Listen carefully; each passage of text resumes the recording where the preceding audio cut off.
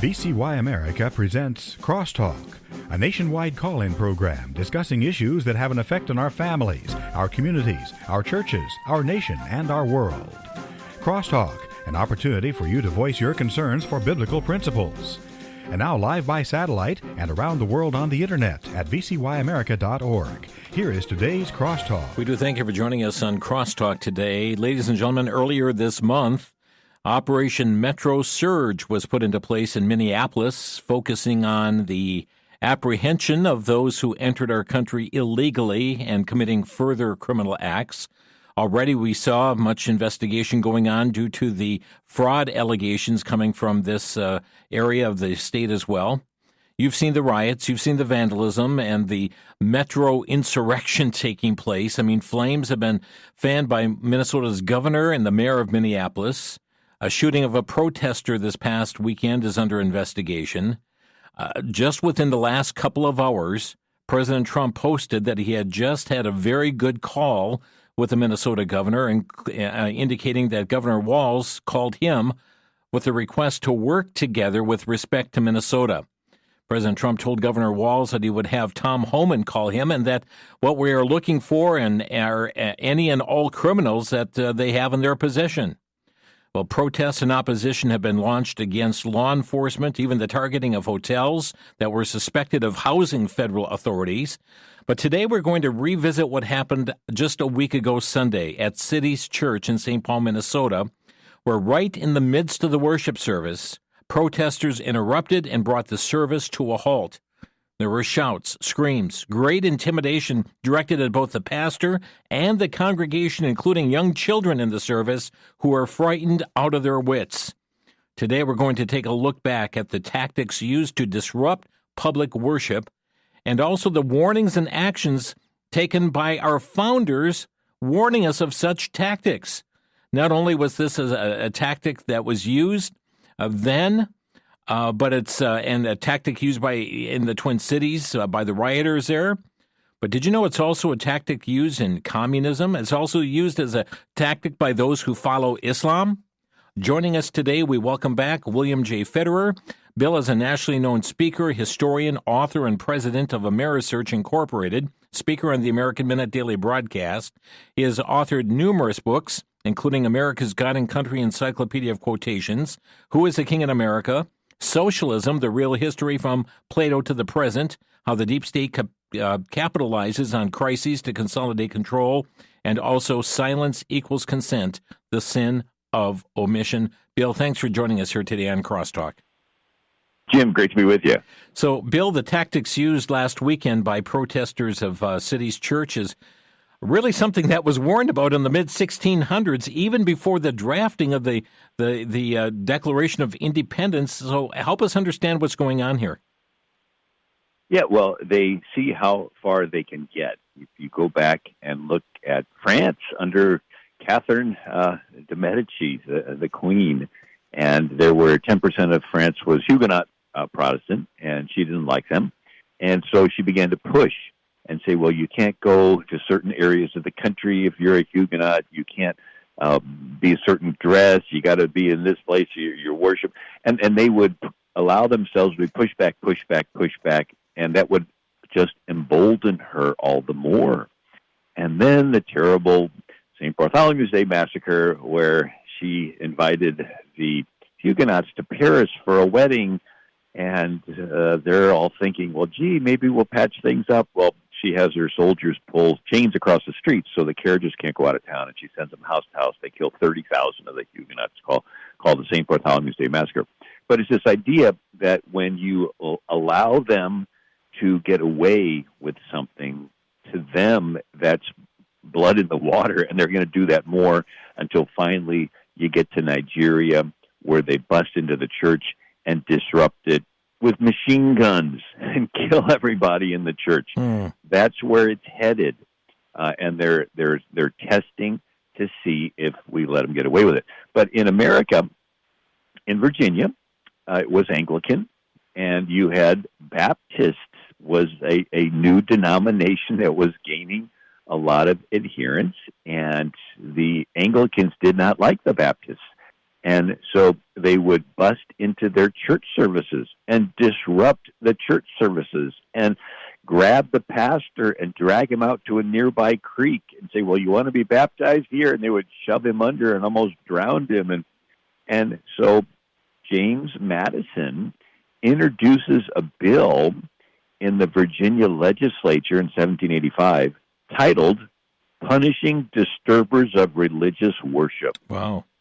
And so this is what James Madison wrote. If any person shall of purpose maliciously or contemptuously disquiet or disturb any congregation assembled in any church, he may be put under restraint during religious worship by any justice present, and shall commit him to prison, there to remain till the next court to be held, and upon conviction shall be further punished by imprisonment. This is James Madison, right? He's the one who introduces the First Amendment in the first session of Congress, right? But he's concerned that you cannot allow the disturbing of religious worship. And now that, I go back to the, in England, and you had Puritans, and the police would bust in to a Puritan meeting and arrest everybody. Many have read Pilgrim's Progress or seen the movie, and it's written by a guy named John Bunyan. Well, John Bunyan was having an illegal Bible study, and the government busted in and arrested him and put him in jail for 12 years because he was having this illegal meeting. And so these what's called separatists or Baptists were particularly concerned about people busting into their churches and disrupting their church services.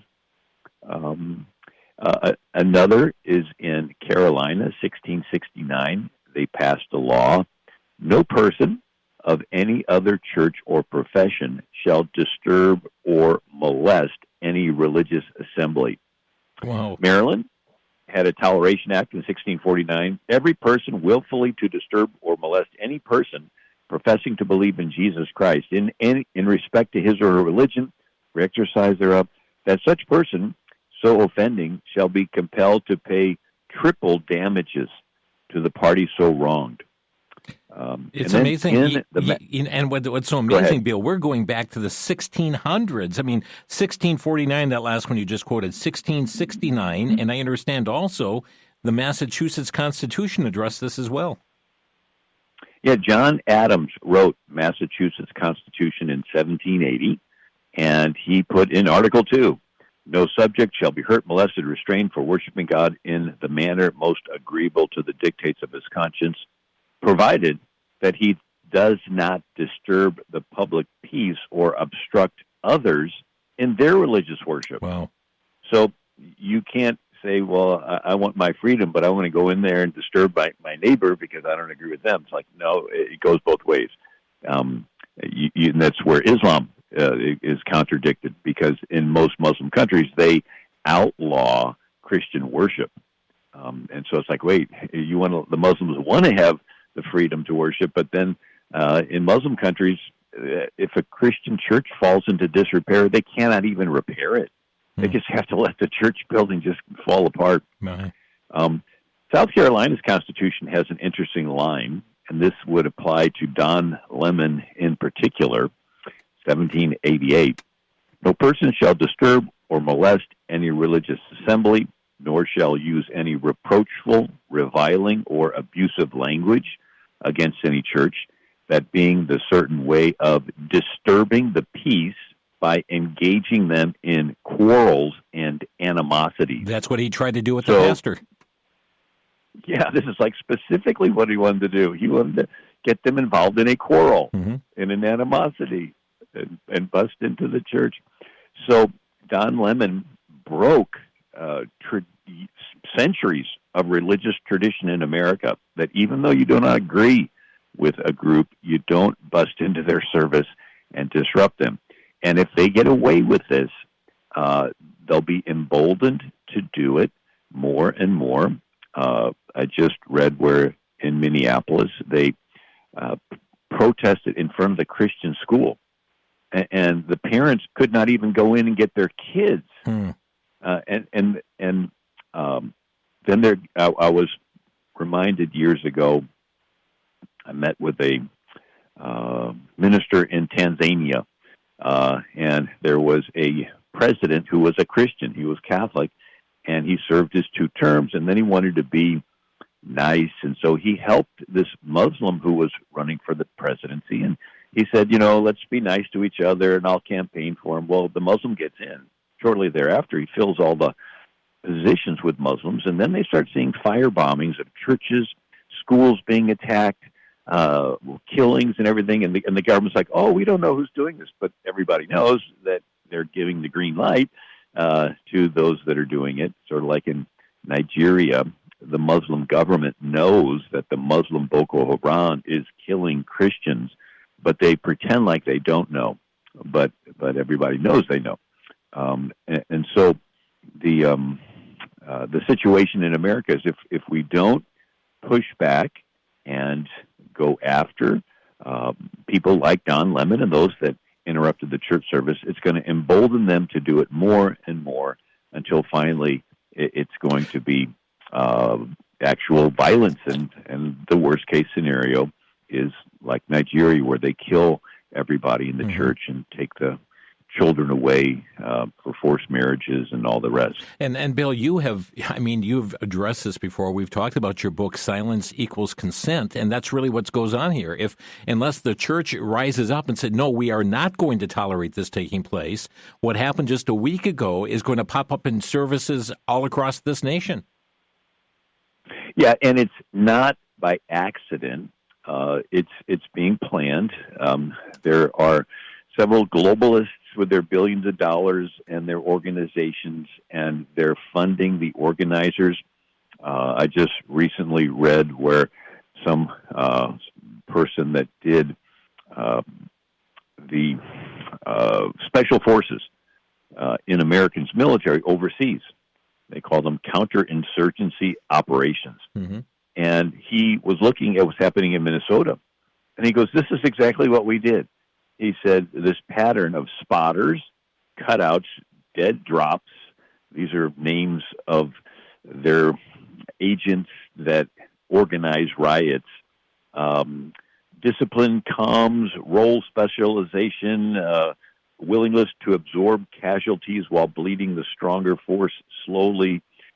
These are tactics that our government has used in other countries to overthrow their bad leaders, and the Soviets would do it to try to overthrow good leaders. And so for a long time, these tactics were just used overseas, and it was called the Cold War. Wow. But under Obama, these tactics were turned inward on America with the Smith-Mundt Modernization Act, which allowed the CIA to, and then with the Countering Foreign Propaganda Disinformation Act and these executive orders that Obama put through. Friends, we're going to take a quick break. Bill Federer is with us today, and we're talking about the matter of disturbing public worship. We'll be back in just 1 minute. This is Crosstalk on the VCY American Network.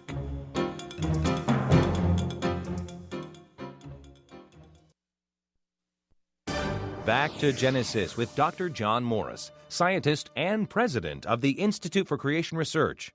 Dr. Morris, why is helium so much lighter than the other gases? Chris, helium is lighter because it's a smaller atom, far smaller than any other gas except hydrogen. There's a very interesting lesson we can learn from this. We know how many atoms of helium are out there from a direct observation. We also know how fast helium is produced below the Earth's surface and how fast it enters the atmosphere. By doing simple division, we can see that all of the helium that's in the atmosphere would get here in a rather short period of time, far too short to have allowed for evolution to occur. Once again, Chris, we see that the scientific evidence supports the biblical way of thinking and not the evolution way of thinking. Back to Genesis wins again. To find out more about creation science, visit us on the web at www.icr.org. That's www.icr.org.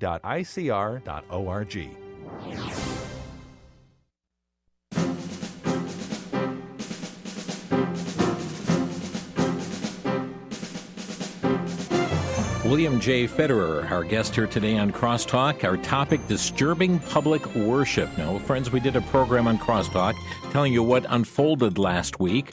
Just a week ago, it's City's Church in St. Paul, Minnesota. But now we're getting behind some of the whys behind it and the tactics that are used behind this. This is something that has been going on for centuries, and this is why our founders were very careful to address this issue and also that of being put into various state constitutions as well. We're talking with Bill Federer on this issue. We're also going to look at this, the very fact that the disruption of public worship, like just was happened in St. Paul, is also a tactic that is used by communism. And friends, again, the importance of the church saying, no, we are not going to tolerate this, that our elected officials are going to say, we are not going to allow this to take place in our cities, in our state, in our nation. And unless that happens, it is such that is going to be repeated maybe in your own congregations. And friends, envision that right in your own community as well. Bill Federer is with us today. And Bill, we're talking about, we're going back hundreds of years into our nation's history. And I'd like you to focus also, if you would, on the state of Maine. I know New Hampshire put it in their constitution, and Maine has also not only addressed this in their constitution, but also in their state statutes.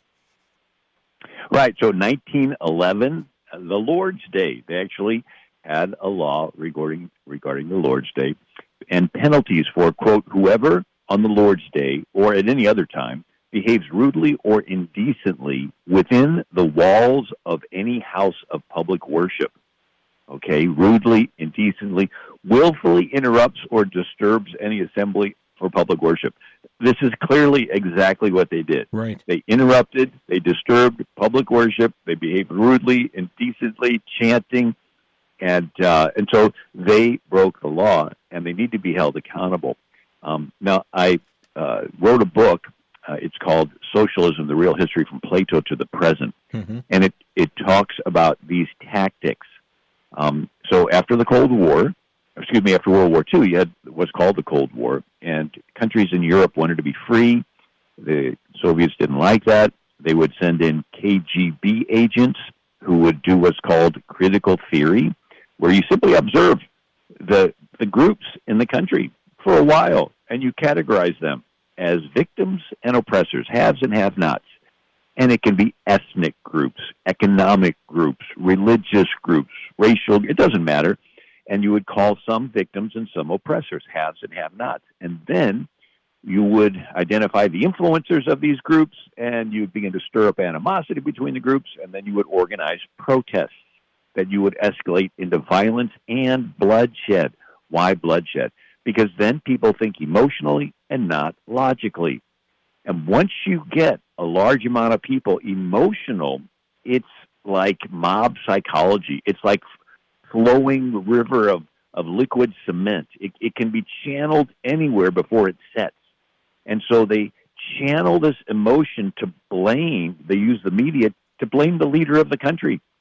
And as his popularity would fall, as people believed the media, they would do a coup or a rigged election and replace the leader with a Soviet puppet. And then the violence would stop, and everybody would think, hey, it worked. We got rid of the bad guy, and it worked, not realizing that they just installed the Soviet puppet, and they surrendered their country, and now they're a satellite of the Soviet Union. It's called Behind the Iron Curtain. And country after country falls, and Truman does nothing. Truman thinks that the United Nations that he helped form will bring world peace, so he's like hands off while these countries are falling. Eisenhower's the next president. He's faced with King Farouk in Egypt, opening relations with the Soviet Union, and they have Project FF, and the CIA helps overthrow King Farouk and put in Gamal Nasser.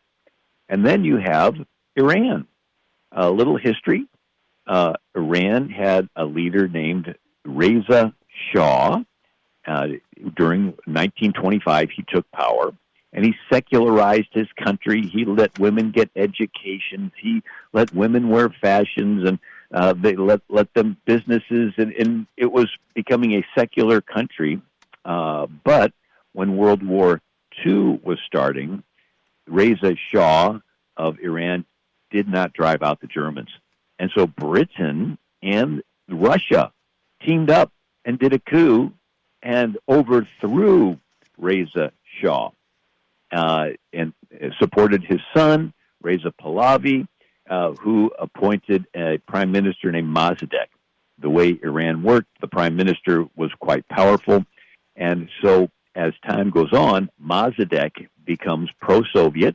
He's supported by the communist Tudeh Party, Tudeh, the Tudeh Communist Party. And Mossadegh is anti-Western, and he seizes all the oil fields in Iran. And the largest oil refinery in the world that's in Iran. Well, who did the oil fields and refinery belong to but Britain? Britain had started in 1908 the Anglo-Iranian Oil Company. Winston Churchill changed the British Navy from coal to oil, but Britain has very little oil, and so Churchill helps form this Anglo-Iranian Oil Company in 1908. But when Mossadegh takes control of it all, Britain has an oil shortage. And they go to Eisenhower and say, hey, this Project FF that you did in Egypt, can you do this to get rid of Mossadegh? And so they have Operation Ajax that our CIA does. Allen Dulles is the head of the CIA. He sends over Kermit Roosevelt Jr., the grandson of Teddy Roosevelt, and he does the KGB thing in reverse. He identifies all the groups.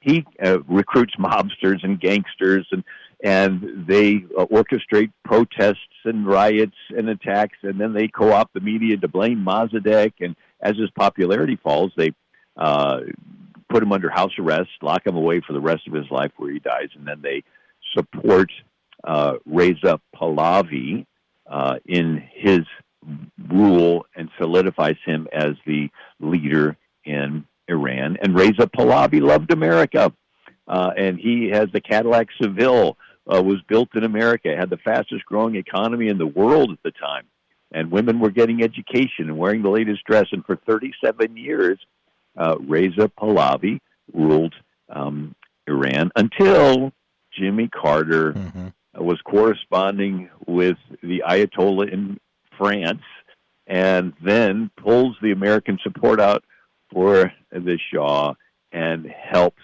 the Ayatollah to take over Iran, who proceeds to kill all the generals that were working together with America on the rooftop of a high school, and then hunts down all the American supporting Iranians and kills them, and then begins to chant death to America's the great Satan, and then begins to export the attacks against quote-unquote American imperialism that Iran is supporting the Houthis, Hamas, and Hezbollah. So whenever you hear about the Ayatollah in Iran, you can thank Jimmy Carter. Ronald Reagan said it was one of the worst blots on American history that we abandoned our friend and ally for 37 years, the Shah of Iran.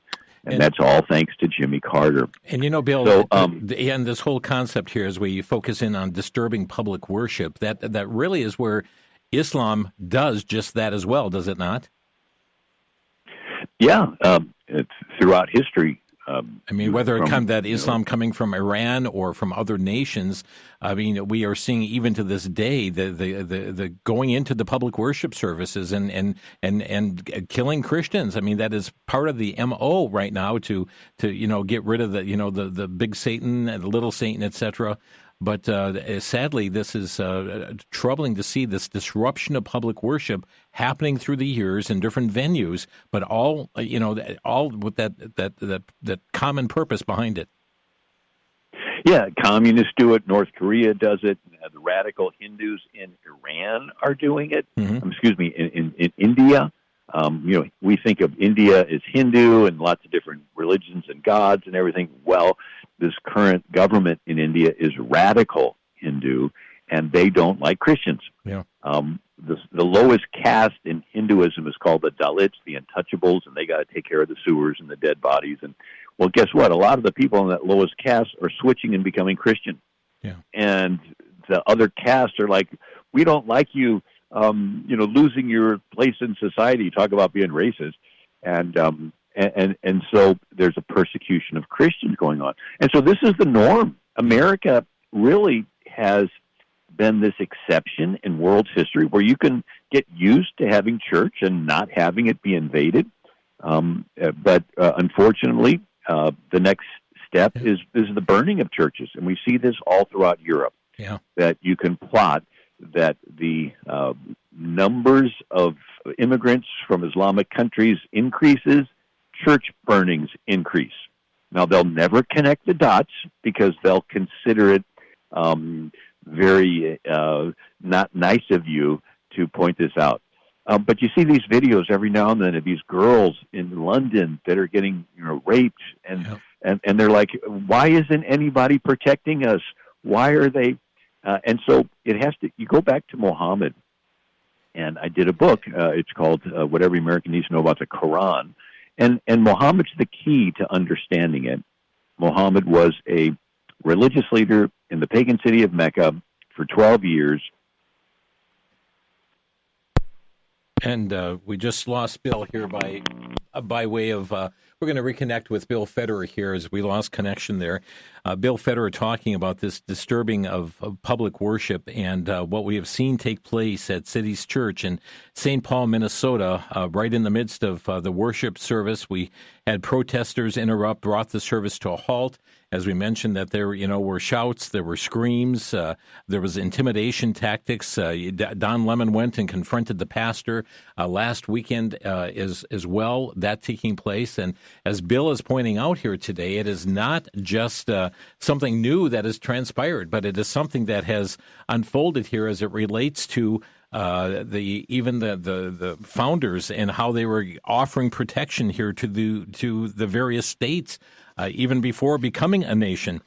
He quoted from the Maryland Toleration Act of 1649, also that of Maryland or the Massachusetts Constitution of 1780 and 1788. The Maine Constitution and the Maine statutes. I mean, he just shared with us the Lord's Day. Penalties for whoever on the Lord's Day or at any other time behaves rudely or indecently within the walls of any house of public worship, willfully interrupts or disturbs any assembly for public worship. I mean, just really, really laying it out right there through the Maine statutes as well. He also has written and Patrick Henry, the famous orator, 5 times a governor of Virginia, argued that the state's ratifying convention in Richmond considered a Bill of Rights indispensably necessary to protect the citizens from the commands of tyrants. Very interesting indeed how that all took place. And George Mason, who drafted the Virginia Declaration of Rights that was adopted by Virginia's legislature, James Madison assisting Mason in composing Article 16 of that declaration, religion or the duty which we owe to our Creator and the manner of discharging it can be directed only by reason and conviction, not by force or violence. We'll be back in 1 minute. This is Crosstalk on VCY America.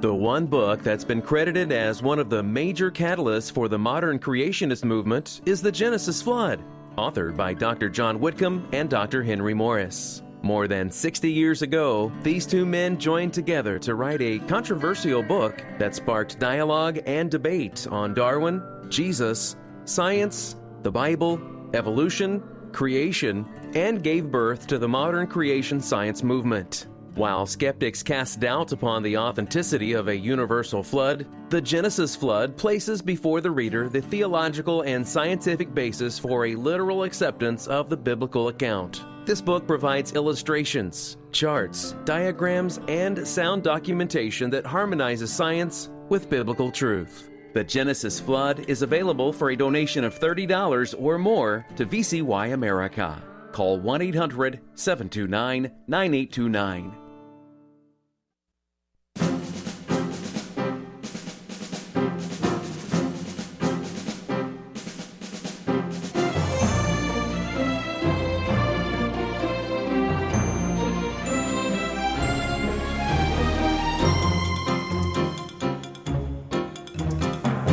You're listening to Crosstalk on VCY America, and you heard the same click I did. Bill Federer talking with us there and got disconnected. We have not been able to reestablish contact with him since, but talking about this matter of disturbing public worship is something Bill was talking to us about, and not only has he written about it in his AmericanMinute.com, but also has warned that this is a tactic that is used by communism. It's a tactic that has been used by Islam, continues to be used by Islam in just a horrendous way in congregations across, primarily in Africa right now. We've seen horrendous things taking place in Nigeria, but the disruption of this whole matter of disturbing worship and certainly standing between man and God in that regard is certainly troubling that has taken place. But tactic used not only in disrupting the peace, but also that of communism, also that of socialism as well. Well, friends, as we've been trying to get hold of Bill, that has not happened, but certainly we'll open our phone lines here today on Crosstalk and give you opportunity to weigh in on these issues here today. You see what's unfolding in Minneapolis. Right now we have President Trump sending out a tweet indicating that there appears to be movement by Governor Walz to work with the president. And sadly, we saw a shooting this past weekend, investigation going on as to exactly what happened there. We're waiting for more of that to unfold. And troubling indeed to see what's taken place there. A lot of this launched by the state and city refusing to work with the Department of Homeland Security. Okay, I think we've got Bill. Are you back with us here? Yes, I apologize. My phone died. Okay. I didn't have it plugged in. Okay. Sorry. So, Bill, as we look back here, I'd like you to also just focus in how, and friends, our phone number to Crosstalk, 800-733-9829, 800-733-9829. Bill, you mentioned that this has also been a tactic used by communism. Could you explain that tactic? Right. So Christianity has the idea of the individual, that your worth as a person is because you're made in the image of God, and the government's purpose is to guarantee to you your creator-given rights. Communism doesn't like people having individual rights.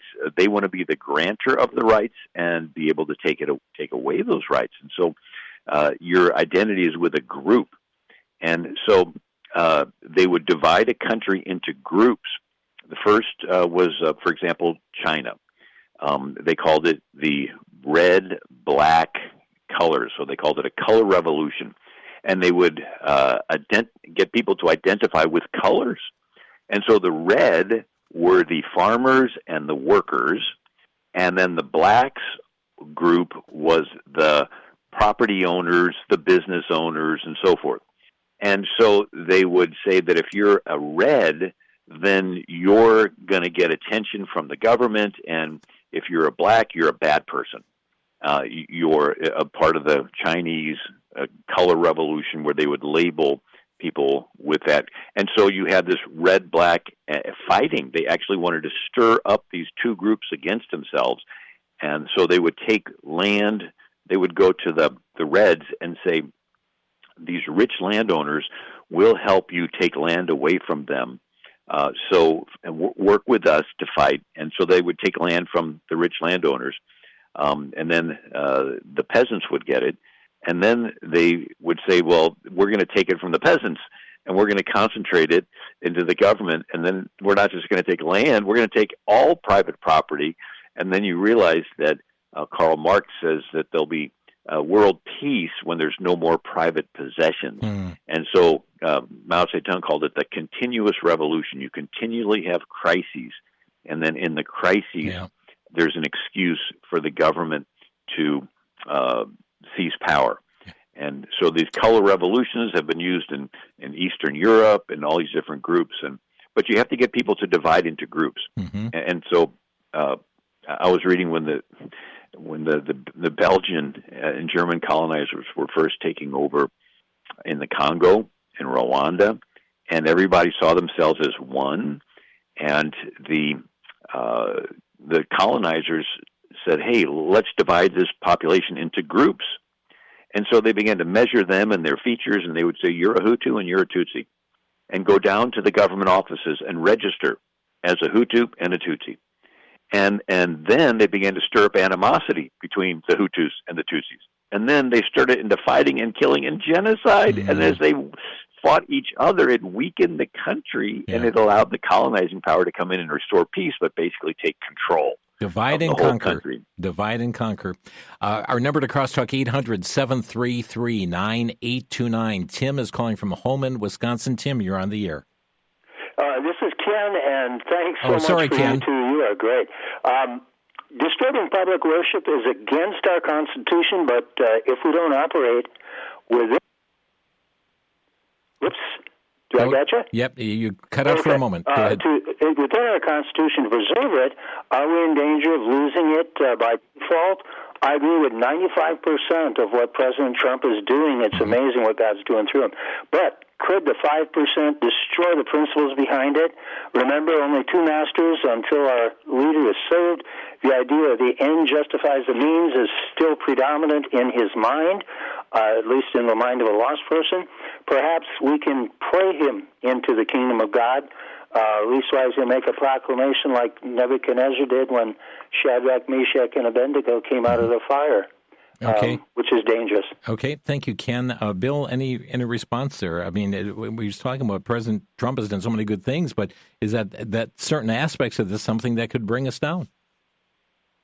Well, the first point I want to address is that you have to defend your rights or you lose them, and it's usurpation. So it's sort of like sandlot football, and the other guy gets out of bounds. And you said, he said, no, the boundary was from this bush to that tree. And you said, no, it's to the other tree. But if you let them get away with it, guess what? The new boundaries are from the bush to the tree. If they do something that they're not authorized to do, and you let them get away with it, then the out of bounds line has now moved. So if they do this and they don't get in trouble for doing it, now it doesn't matter what's on paper with the Constitution. This is now what's going to be the permissible behavior in America. So for the sake of our children, we have to defend these rights. There's a quote from Patrick Henry, and I'm paraphrasing. He says, "Our mild religion teaches us to forgive and forget. We must do this as individuals. But as a patriot, we must defend our rights and our freedoms for the sake of future generations." So you don't say, okay, I'm going to forgive you and I'm going to surrender these freedoms. No, you love the other person, but you got to defend your freedom for the sake of the next generation. Thank you for the call here, Ken.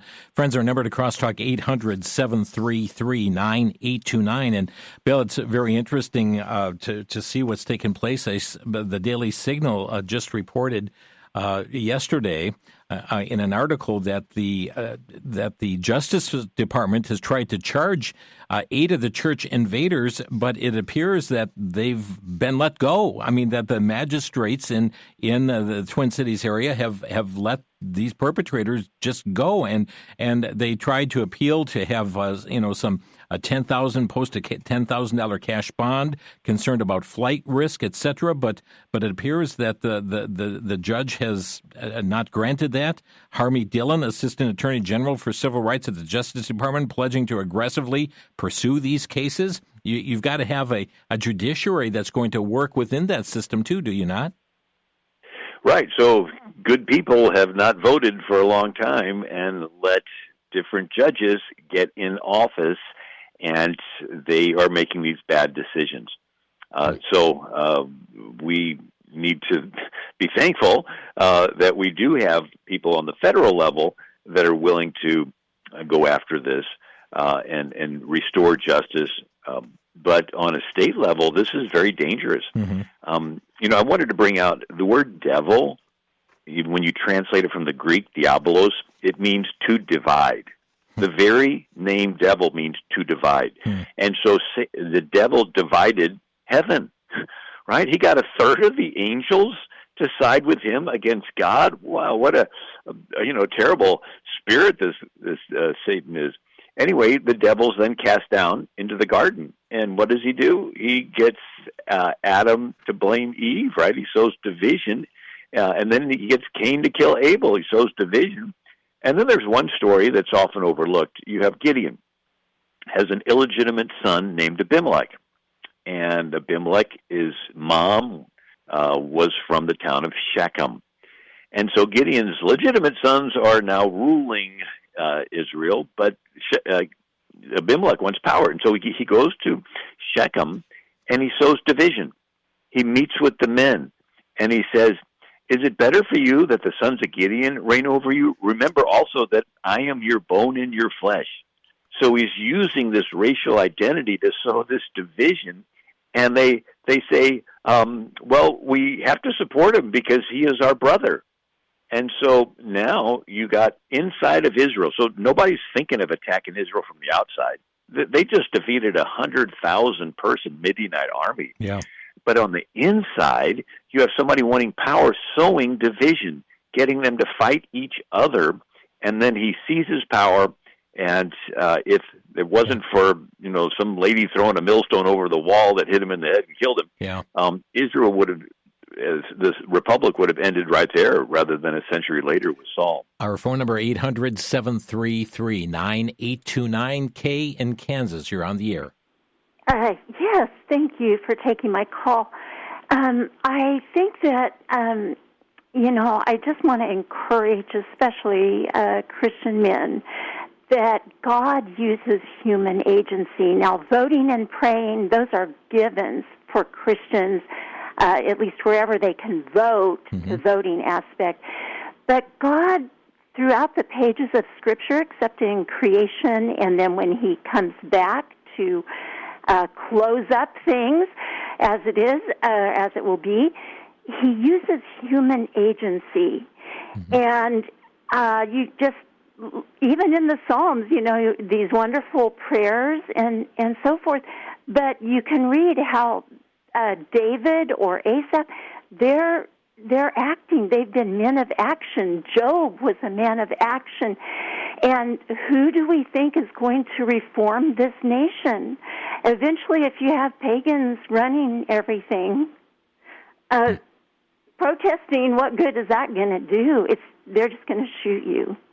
That's the end result of Marxists and that type of government. Okay, thank you, Kate. Bill, we got 30 seconds before the break. Any response? Yeah, she has a great insight. And as long as there is sin, you're going to have sinful men that are strong, wanting to oppress the weak, especially women and children. And so you need strong, godly men to defend the weaker from the strong, evil men. It's just sort of a given. And we got to push away this idea that you can be a wimp. You need to be strong. The Bible says, rebuke the oppressor, defend the orphan and the widow. So we need strong men. Thank you, Kay, for the call. We'll be back in 1 minute. Bill Federer with us today here on Crosstalk.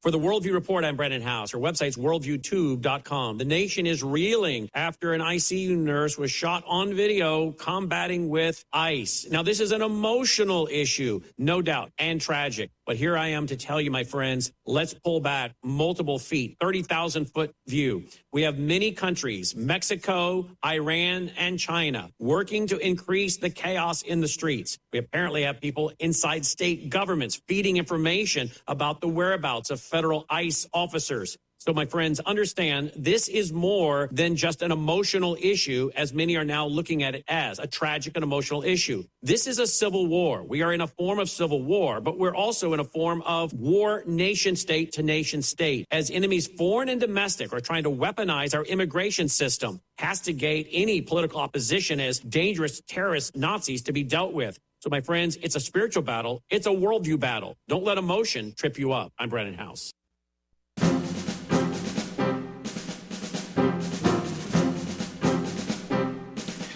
Friends, you've been listening to Bill Federer here today on the program and talking about the creation of division. We caused the disruption to take place. I mean, I'm just looking here at an article from the Daily Signal about videos of the incident show the pastor and others repeatedly asking the agitators to leave, and the agitators chanting, "Who shut this down? We shut this down." Folks, that's right at their congregation. According to the charging document put into the court, a member of the congregation said worshipers were terrorized, our children were weeping. One woman broke her arm. Agitators blocked about 50 members of the congregation from exiting, making it nearly impossible for parishioners to go out and leave. The document also mentions that agitators prevented congregants from getting to their children. One of the agitators reportedly told young children, "Do you know your parents are Nazis? They're going to burn in hell," causing division, causing disruption. Bill has put forth his book, Socialism, dealing with when the deep state capitalizes on crises to consolidate control, and that's what it's about. It's about control. Friends, I just want to mention before we get into our next call here that the book that's on socialism Bill has written, we've interviewed him several times on this. If you don't have a copy, this really gives you the nuts and bolts behind it, from the real history of socialism from Plato to the present. We have that available. Our way of saying thank you for your support of $20 or more. You can go to call us at 800-729-9829 or go to crosstalkamerica.com. You'll find it in the Crosstalk store under books, Socialism, and it'll be very, very helpful. Bill, we've got a caller from Wausau, Wisconsin. Her name is Lisa. Hi, Lisa. You're on the air. Yes, my question is, what do you do if a group of protesters enter your church? First, as an individual, what should I do? I'm a small elderly female. And what should the men of the congregation do? And I'll take my answer off the air. Thank you. Thank you. And Bill, you're a historian, not involved in law enforcement as such, but your thoughts? Yeah, so I speak in churches almost every Sunday, and more I'm seeing actual ministries within the church of men who are security. So a lot of churches that are big will have maybe parking lot directors, and ushers and, taking up offering. Well, these are men in the church that are security, and they often are armed, and they've gone through training. A lot of them are former police or former military, and they are comfortable carrying in that position, and they're at the different doors, and everybody in the church. But in one church I was at, they actually had announcements for people to get, with seniors meeting, youth meeting, and join the Shepherd's Watch or some term like that. But it was men that, they have cameras on the parking lot. One they told me that somebody with a trench coat came in and sat in the back row and looked sort of shady. And so the men in the church go over to him, and when they start asking him questions, he huffs and puffs and leaves the church. And so this is a ministry. David was a shepherd, and what does a shepherd do? It keeps away the wolves and the lions and so forth from the flock. And so I think that's a practical thing that needs to take place. And unfortunately, the Bible says if you hearken to the voice of the Lord, you'll be blessed. Coming in, blessed coming out. If a nation does not hearken to the voice of the Lord, one of the curses, it says the stranger will come in amongst you and rise up above you, and they will be the head and you'll be the tail. They'll be above and you'll be beneath. So how does God judge a nation? Lets the stranger come in. And how did God judge ancient Israel? He let the Amalekite, Hittite, Moabite all come in. All right, the Millerites. We got to move on to the next caller. Gil in Long Island, New York. You're on the air. It's a pleasure and a treasure. Hi. I'm also blind and visually impaired, and I love the Lord, and I believe that we need to defend what we believe and watch our life and doctrine closely, and we need to speak up for those who can't speak up for themselves. We need to, like Jesus said in Matthew 25:21, well done, good and faithful servant. So we really need to stand up for who and what we believe, personal relationship with Jesus, no matter what happens. Amen. Amen. Thank you, Gail. And let's go to Jesus in Glendale, Arizona. Our final caller today. Jesus, you're on the air. Thank you for taking my phone call. Yes, I believe what's taking place in Minnesota and Minneapolis is very sinister. I believe that the governor, the mayor, the magistrate, and even the TSA agents and their international airport are all in on it, because how did they were able to sneak $19 billion out of the country without the TSA agents knowing about it? Right, and that's another whole issue there as well. And thank you for raising that. The huge amounts of cash flying out of the airports, and some of that is so. Since the whistle's been blown on that, they're taking greater scrutiny on that aspect, even with an apprehension just this past week.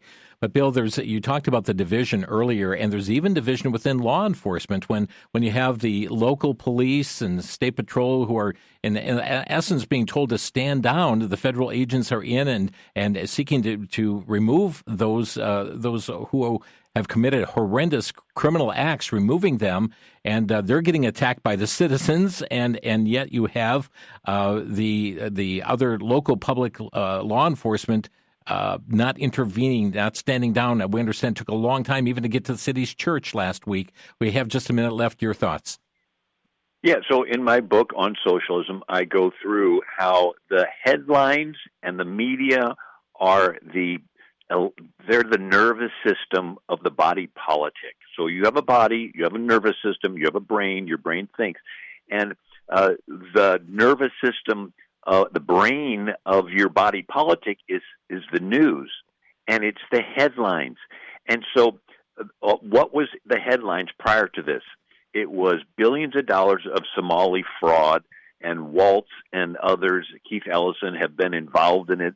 They don't want the body politic focusing on that, so they have to create something that can steal the headlines, and so they intentionally want to have rioting and killing and violence. Why? Because it simply bumps the other off the headlines, and the body politic doesn't think about it anymore. Mm-hmm. I hate to use the example, but it's like the Three Stooges, and the one stooge says, "Oh, my head hurts," and the other one takes a hammer and hits him in the foot. And he goes, "Ow, ow, my foot hurts." He goes, "Yeah, but you're not thinking about your head."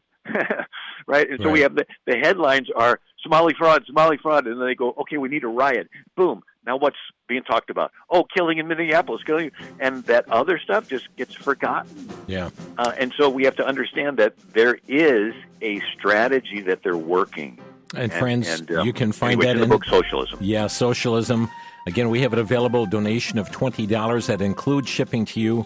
Reach out to our switchboard here, 800-729-9829. Bill, thanks for being with us today. Thank you, Jim. And friends, thank you for joining us on Crosstalk. You've been listening to Crosstalk via satellite and the internet from VCY America. Views expressed may or may not be those of this station.